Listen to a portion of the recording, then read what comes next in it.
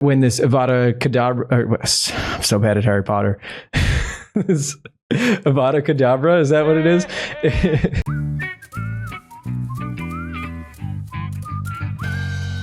Hey Proko, Modern Day James here once again, and I'm going to be judging the story challenge for the month of May. All right, let's have a look at Jonathan, and he says, the main theme is the hunter has become hunted. So let's have a look at this.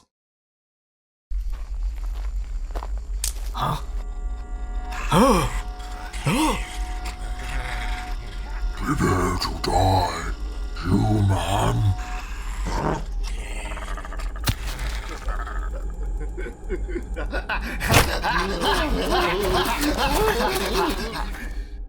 All right, cool. I really like the compositions of all these. I'm going to go into a little bit more of the nuances of composition in a second, but the idea of what's happening in each scene is very clear to me so far. It's great. And I like that you're using a variety of camera angles, and the story is very clear as well. So that's great. You can make it a little bit more dynamic if you lower that horizon line. You kind of have this horizon line just a little too high. I would lower that a bit. And think about simpler shapes of light and dark, right? You've got a lot of noise in the background there, and I feel like you could edit that down. I know it is a forest, so it's a lot of detail, but if you just simplify that a little bit more, it would look a little bit better. Maybe even cast some of those shadows from the tree line on the left. If you cast some shadows onto the path, you can have just a shape of light that's highlighting the character or something like that. That's just where my mind goes. This reveal is looking nice as well. Maybe we could use a different shot before the reveal, right? Maybe you want to have something that shows that monsters are approaching, but leaves a little bit of mystery. So maybe the shadow of one of the monster's feet or something, right? Darting through the woods. And then the character looks back because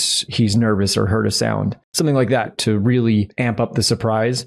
And then for the reveal, I think while a wide shot is really good for giving the viewer context of what's happening, I don't think it's the most dramatic reveal.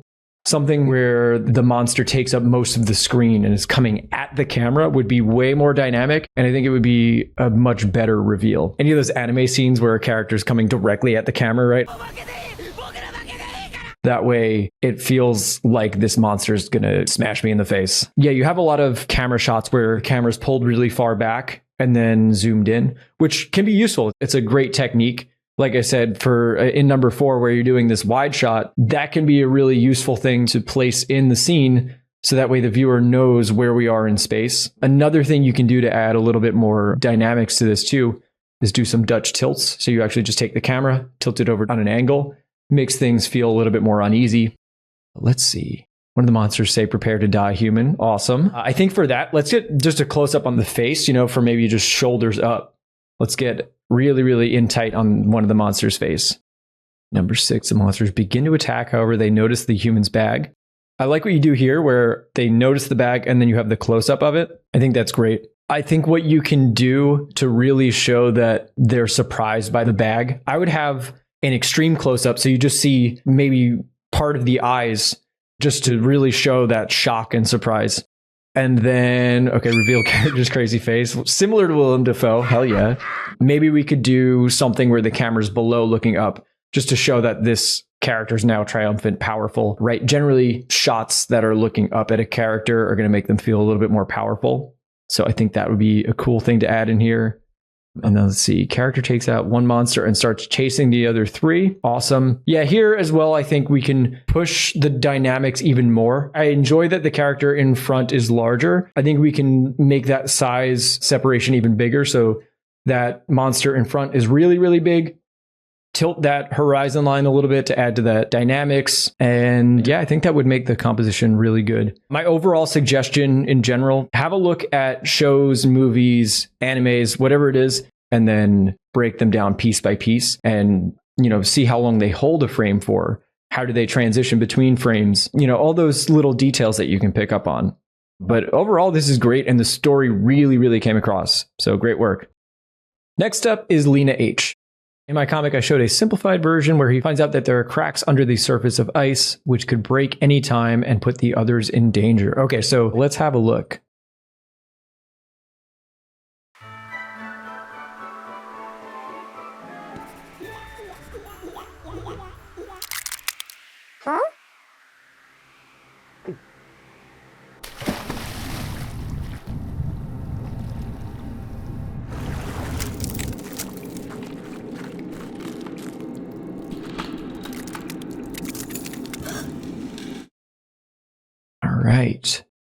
I like that you're using a diverse array of camera shots. We have a lot of wide shots, medium shots, close-ups, and it seems like you're using these camera shots to their full effect, right? When you want to show a character's expression, you have that nice close-up of the expression. In the shot where Fred is seeing the cracks underneath, you pull out to a wide shot so that we can see the full environment, which is awesome. I want to talk a little bit about how we can push the compositions further, because I think storytelling wise, you've really got this across. I would say, in your first shot, you have your horizon line kind of in the middle, but if we want to do an overhead shot, I think you should always commit to the decision you make, right? So if we're doing an overhead shot, that horizon line should be relatively high up to demonstrate that the camera is high up as well. So I'm going to actually pull up something from Avatar, The Last Airbender, and you can see it's really, really high up horizon line. And that shows to us that the camera's really pulled up super high. A small view of them in frame, very, very tiny. And we're seeing the top planes of all ice formations. And that completely tells us that, hey, the camera's super high up. This is a really strong establishing shot. But then for the other scenes that you have, these medium shots where we're seeing our characters, I'd like for you to pull that horizon line down. You can see here the horizon line's on about the 1/3 mark, and generally looks better the lower the horizon line is. It makes it a little bit more dynamic, follows the rule of thirds. Not that you always have to follow rule of thirds. I don't want to say that. I just think it makes that medium shot look a little bit more interesting. Also, the framing of these background elements is really nice as well. Granted, I'm comparing you to a professional TV show, but these are the kind of references that you want to look at when you're learning how to do these storyboards. And so that can give us some information about how we want to break up these shapes in the background. A few things also, right? So you've got this relatively complicated shape in the background. Look how simple the shapes are in the background here. It's almost purely rectangular on most of these, right? Very, very simple shape breakups. You don't want to make that background too complicated. The main focus is the characters in the foreground. So adding too much detail in the background can get distracting. The way they sell the scale is really great. You can see the details are getting smaller on these ice flows, and that can help sell the distance. And you're doing that as well by having smaller penguins in the background. But I think the perspective is a little off, right? Because they're too high up on the horizon line. It would feel more natural if the horizon was around this penguin's hand here. I think that would feel a little bit more natural. Play around with lowering your horizon line. Here's another wide shot that I think looks really, really nice. You can see once again that horizon's on that lower 1/3 mark. And I think that just sells it a lot. Other than that, I think this is looking great. Okay, next up is Francisco, who says he hopes the image speaks for itself and that he didn't go overkill with the gloomy mood on the second image.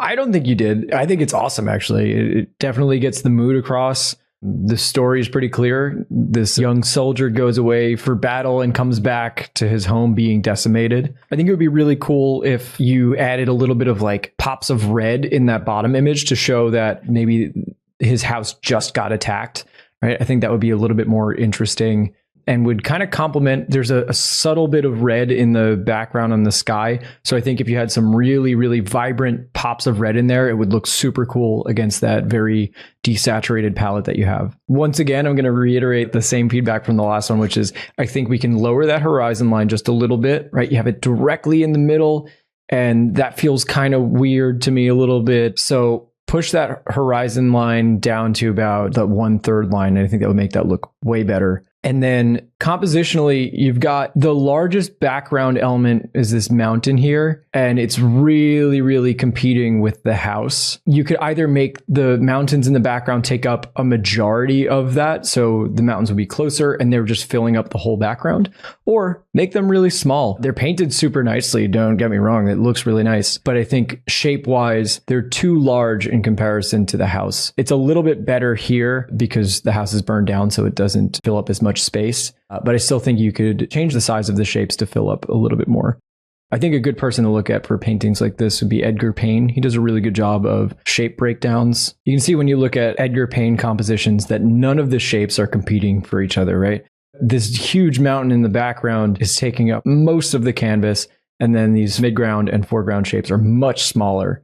We've got like a large, medium, small thing going on, and I think that's really, really nice. So I think that could help the composition a little bit more. So yeah, lowering the horizon, making the shape breakdown so that the sky isn't taking up so much. And I think if you lowered this house in the horizon, it would actually make the scale feel a little bit better, because it feels like he's a little too big. Like the scale of the house is a little too small for how much foreshortening should be going on there. So just play around with that. And then the other last bit is this angle on the mountain feels a little too similar to this angle that the wood is making. So maybe make that break the silhouette a little bit more and play around with different ways to make that rubble.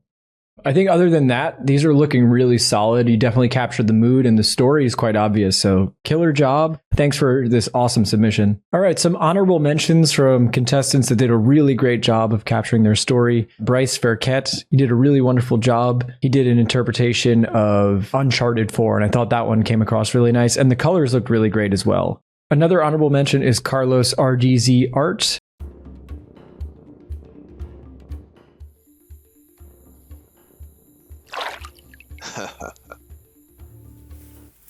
Huh?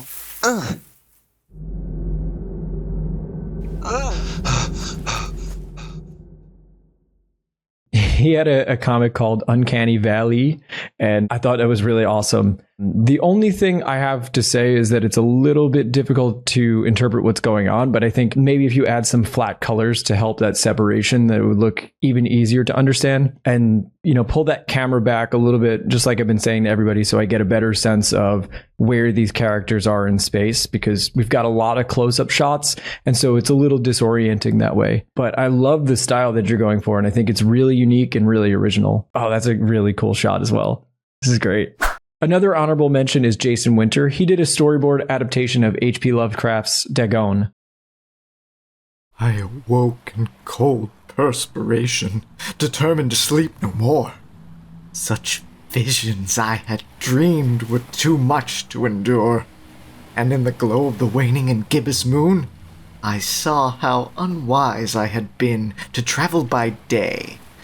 I now felt quite able to perform the ascent which had deterred me at sunset. I gained the summit, and What did you see? The moon had not yet soared high enough to illumine. What did you see? I saw... I saw...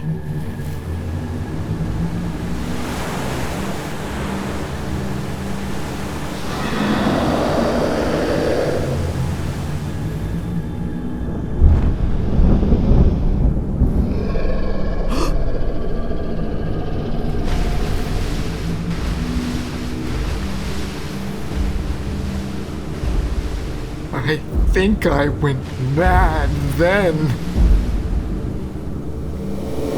I think this is really awesome. You've got a nice, diverse array of shot types, clear storytelling. You're very consciously choosing where your camera angles are, which I think is awesome.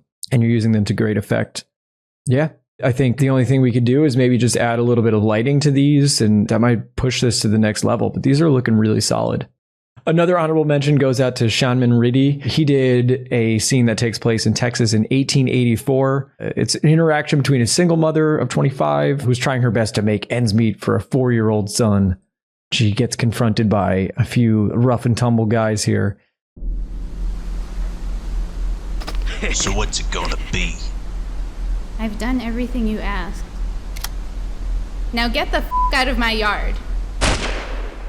I really like the style of this. It's very cool, super painterly.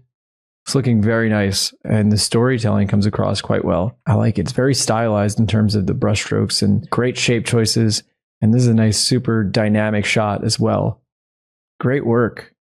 Another shout out to Pathpopper. That's also an interesting name.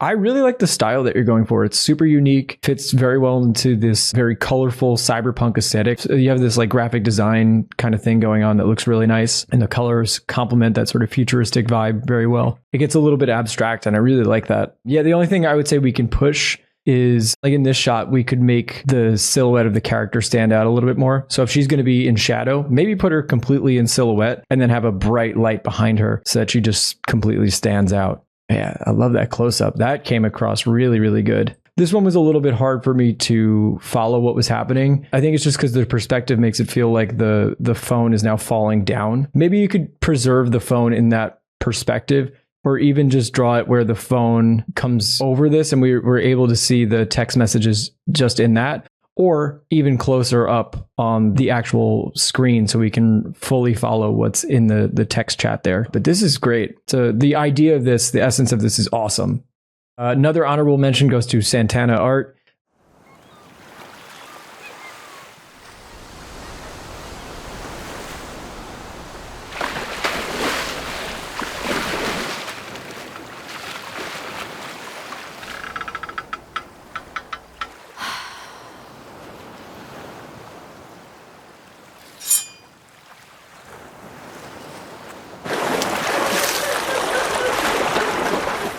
I think the shot choices here were all really good, and it's super clear, which is honestly one of the hardest things to do. So you made everything very straightforward and easy to follow, which is so awesome. The only thing I would change is I want you to be a little bit more decisive with your lighting. And I think that's going to come from doing more painting studies, because it feels sort of washed out and there's not a very clear light source for a lot of these. So you could push this to the next level, do those painting studies and really try to hone in on that lighting. I'm going to now announce the winners. In third place, I'm going to give Palomar Chupacabra.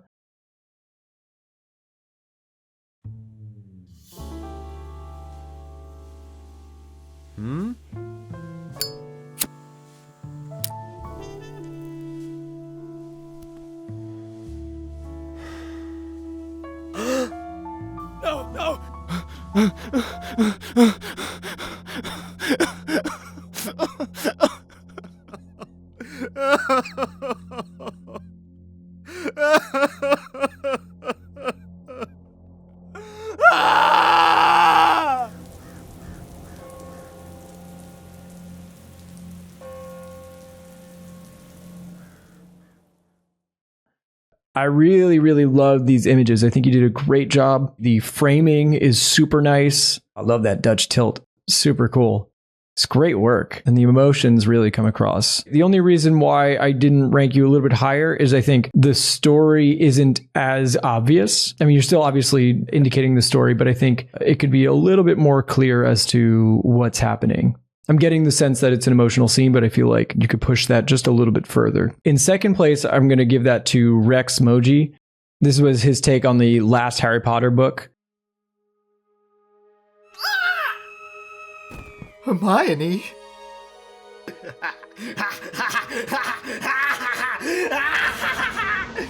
Ron? 5 seconds. 5 minutes. 5 hours. How long has it been? When did she die? I saved Ginny. I just need to make him stop. He just needs to stop. I have to stop him. Ron, fight him. Harry, you're a fool. Avada Kedavra. Sectum Sempra. Harry, we're the same. Part of my soul lives in you. You lose either way. What? Dumbledore didn't mention that? He wants you dead too. You lie. Get out of him. Get out.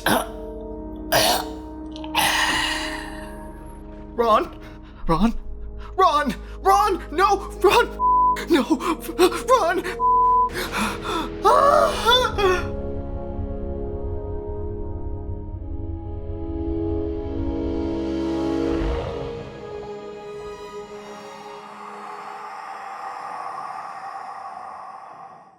What I really, really liked about this one was a nice, diverse array of shots. So we had some wide shots, really extreme close-ups. That's awesome.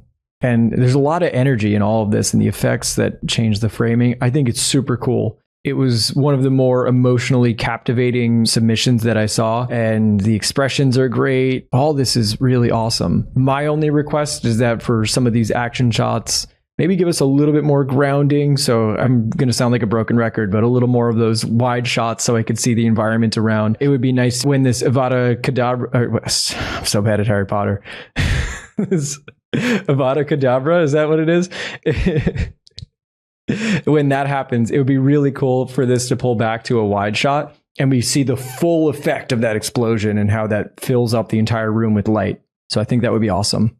The other thing is some of the compositions, the layout's great. I just want to see a little bit more decisiveness in terms of the lighting, but really, really awesome work. All right. And the number one spot is going to have to go to Sebastian. The reason being is this is pretty much just a finished comic, and everything from the shot composition to the art style and the way the story is laid out, it's very clear.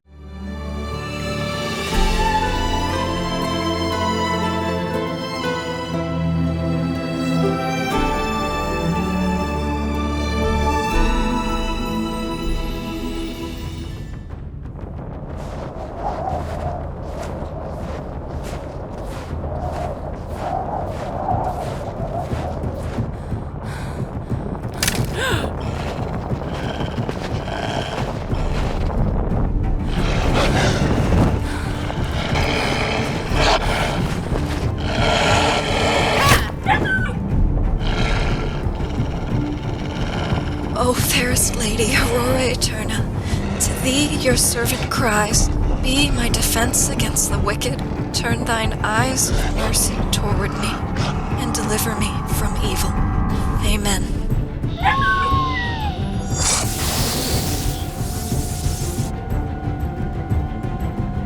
Let her leave. How dare you interrupt, traitor? You've abandoned the wheel for a desert usurper and a thorny crown. But we will fight for what's ours.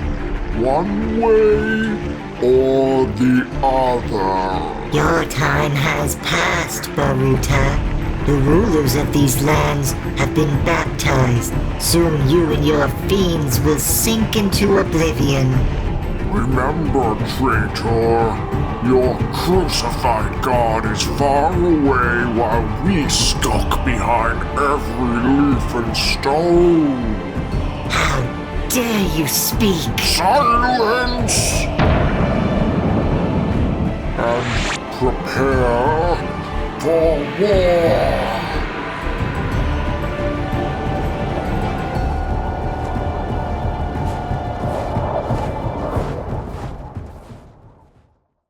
I love everything from the shape choices, the composition, the way you're doing the sound effects there is awesome too. And all the visual effects are really wonderful. I really loved it. It's such a great submission. I think you could just sell this as is. So great work. Yeah, everybody have a look at this comic, and hopefully, Sebastian, you upload it at a place where people can either view it or purchase it, because it's great stuff. So yeah, our number one spot is going to go to Sebastian.